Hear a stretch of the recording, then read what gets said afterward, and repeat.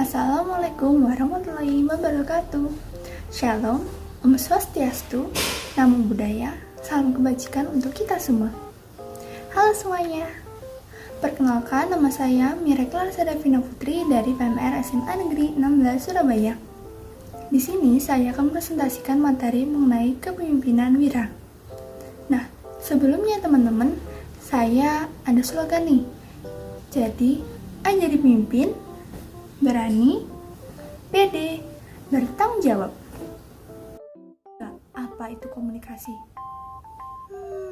Apa ya? Nah, komunikasi adalah suatu interaksi, saling berbicara, saling memandang, dan juga menyampaikan pesan kepada orang lain. Dalam komunikasi ternyata ada dua cara loh teman-teman. Yang pertama secara verbal, yang kedua secara non-verbal. Wah, ternyata ada dua cara ya teman-teman, secara verbal dan non-verbal. Wah, sepertinya baru tahu atau sudah lama tahu nih teman-teman. Nah, bener banget, komunikasi ternyata dibagi menjadi dua cara. Yang pertama secara verbal, yaitu melalui bahasa lisan maupun tulisan. Sedangkan secara non-verbal berarti melalui gerak bahasa tubuh, bahasa isyarat, sikap, dan ekspresi wajah. Teman-teman sendiri sadar atau enggak sih kalau sebenarnya setiap kita berkomunikasi itu menerapkan dua cara tersebut loh teman-teman.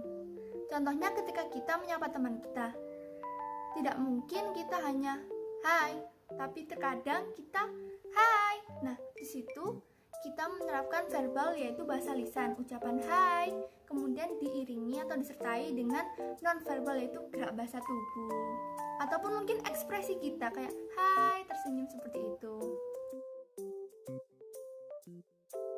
Teman-teman, ternyata dalam komunikasi juga ada siklusnya loh. Seperti di samping. Nah, di sini komunikator sebagai pemberi pesan memberikan sebuah pesan melalui sebuah media atau saluran yang kemudian diterima oleh komunikan sebagai penerima pesan. Kemudian, komunikan memberikan umpan balik atau feedback kepada komunikator. Nah, itu adalah siklus komunikasi yang baik. Nah, teman-teman, ternyata dalam komunikasi juga ada faktor-faktornya, yaitu faktor pendukung serta faktor penghambat. Faktor pendukung komunikasi antara lain kenali diri sendiri, kenali orang lain, mau membuka diri, memberi pernyataan yang jelas, dan yang terakhir memberikan umpan balik.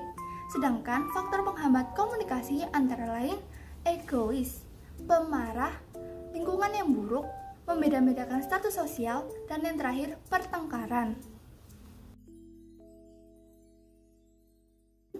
Kita sebagai siswa pasti seringkali mendapatkan tugas dari guru, baik itu tugas individu maupun tugas berkelompok. Jika kita mendapatkan tugas kelompok, kira-kira teman-teman menjadi apa nih? Biasanya ada yang ketua kelompok, atau mungkin yang sering bekerja, atau jangan-jangan beban. Nah, teman-teman sendiri tahu nggak apa arti kelompok? Menurut buku PMI, Bidang Kepemimpinan Wira, terbitan tahun 2008, kelompok adalah kumpulan dua orang atau lebih yang saling berinteraksi dan saling mempengaruhi ke arah tujuan bersama.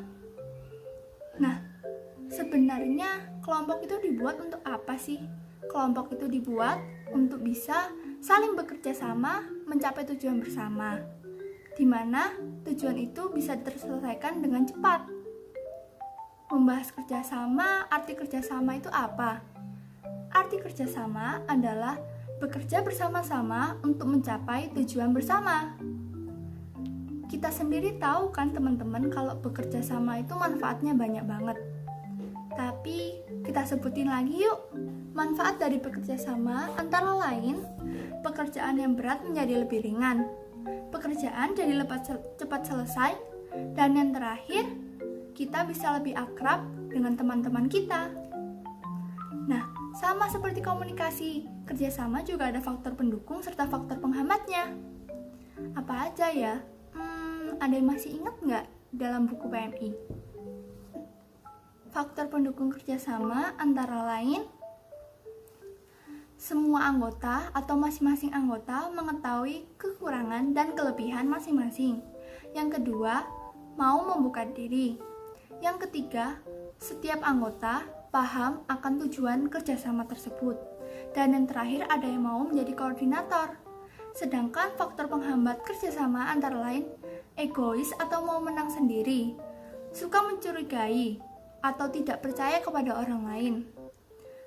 Kemudian yang terakhir, tidak bisa membedakan mana kerjasama dengan sama-sama kerja. Teman-teman, dari presentasi saya, apakah ada yang sudah terdorong untuk menjadi seorang pemimpin? Ya, jika belum, tidak apa-apa teman-teman. Saran saya, kita jangan pernah takut ya untuk mencoba hal yang baru. Terlebih menjadi seorang pemimpin, kita bisa menggali potensi-potensi dalam diri kita, mengembangkan sifat-sifat kita, agar kita bisa menjadi seorang pemimpin yang baik. Walaupun kita tidak berani menjadi seorang pemimpin, kita tetap bisa kok sebagai PMR Wira, yaitu menjadi peer educator, yaitu menjadi pendidik teman-teman sebaya untuk menerapkan perilaku hidup sehat. Tapi yang paling penting, kita sebagai anak PMR harus menerapkan tribakti dalam kehidupan kita. Yang pertama, meningkatkan keterampilan hidup sehat. Kedua, berkarya dan berbakti di masyarakat. Ketiga, mempererat persahabatan nasional dan internasional. Nah, teman-teman, sudah sampai di ujung presentasi. Sebelumnya, saya mau ngingetin lagi slogan saya yang tadi ketika awal presentasi. A jadi pemimpin, berani, pede, bertanggung jawab. Sekian presentasi dari saya mohon maaf bila ada salah kata. Wassalamualaikum warahmatullahi wabarakatuh.